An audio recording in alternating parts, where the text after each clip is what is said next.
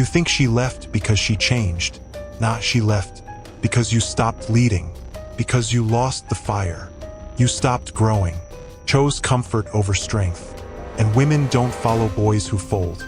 You scroll for hours, stare at bodies that aren't yours, wish for a life you won't build, then complain, why don't I feel like a man?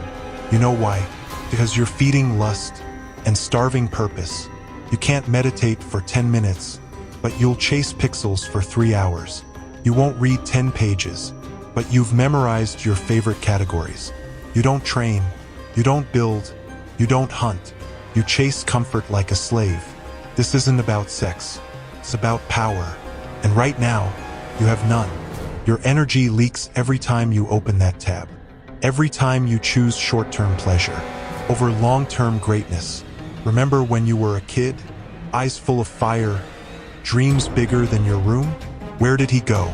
He died the moment you started trading vision for stimulation, ambition for algorithms, manhood for masturbation.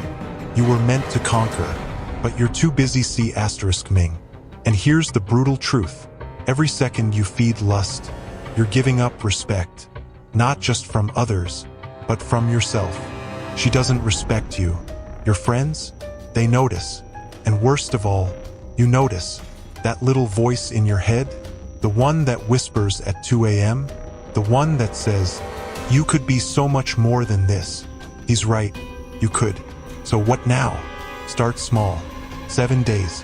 No porn. No just checking. Cold. Turkey. Delete the apps. Kill the trigger before it kills your drive. Move. Train. Bleed. Sweat out the weakness. Be bored. Let your brain reset. Boredom is where purpose is born. You don't kill lust by force. You kill it by starving it. By giving your brain something harder to chase. Because the truth is, lust disappears the moment purpose enters the room. So ask yourself, what am I building that's so powerful? Lust can't survive next to it?